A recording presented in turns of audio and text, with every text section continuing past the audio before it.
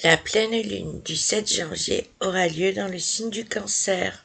Je vous rappelle qu'il est de l'ordre de l'erreur de ne pas étudier les lunaisons dont l'influence est propre à chaque personne, les connaître à l'avance sur une période annuelle, dans ce cas précis de janvier 2023 à janvier 2024, permet de lister celles qui seront à titre individuel ultra positives et les dates qu'il faudra rayer de votre agenda ou bien manier parcimonie. Chaque pleine lune est la représentation du soleil et de la lune que l'on appelle en astrologie une opposition, c'est-à-dire une relation dissonante entre les deux luminaires qui se retrouvent l'un en face de l'autre dans deux signes opposés et complémentaires. Concernant la pleine lune du 7 janvier, le soleil se trouvera dans le signe du Capricorne, tandis que la lune sera juste en face de lui, au même degré, dans le signe du Cancer. Tandis que le soleil représente notre moi profond et se vit en toute conscience en se positionnant dans le signe sous lequel nous sommes nés, de son côté la lune est notre expression inconsciente vers laquelle on va instinctivement se réfugier quand on se sent en danger. Sous chaque pleine lune, et ce, quel que soit notre sexe, notre pôle masculin, le soleil, se retrouve en face à face avec notre pôle féminin, la lune. Dans la majorité des cas, des remontées émotionnelles intenses que nous devons coûte que coûte accueillir afin de mieux être en phase avec notre propre évolution,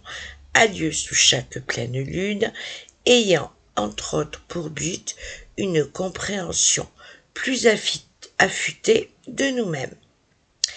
Il est important de souligner combien sous chaque pleine lune, il est impératif de ne pas cadenasser la moindre émotion, car si nous optons pour cette erreur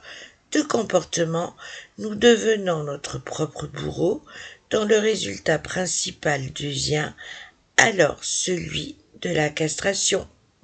Cette première pleine lune de l'année va se parer d'un brouillard très épais, laissant peu de place aux interactions, à la fluidité et à une clarté, pour ne pas dire à la moindre éclaircie. Néanmoins, au sein même de cette épaisseur de couche nuageuse, une lueur persiste, et parce qu'elle s'apparente à la dite patience, mieux vaudra en faire état au lieu de foncer tête bêche à la moindre brèche ouverte. Et parce que l'union fait la force, ne prenez pas la tangente pour faire cavalier seul. Privilégiez plutôt les moments de communion avec les êtres chers, surtout ceux faisant partie de votre cercle intime. C'est en puisant dans ce vivier relationnel affectif que vous réussirez à palper combien vous êtes finalement bien moins aux abois que les apparences ne voudraient vous le faire croire. Le dernier point à retenir pour passer au mieux cette pleine lune sera de garder en mémoire combien ces jours à venir ne seront en rien les présages d'un devenu pentu ou bien en dents de scie quant à votre futur. Afin de participer à la guidance mise en place pour cette pleine lune et s'étalant sur une année, contactez-moi uniquement par téléphone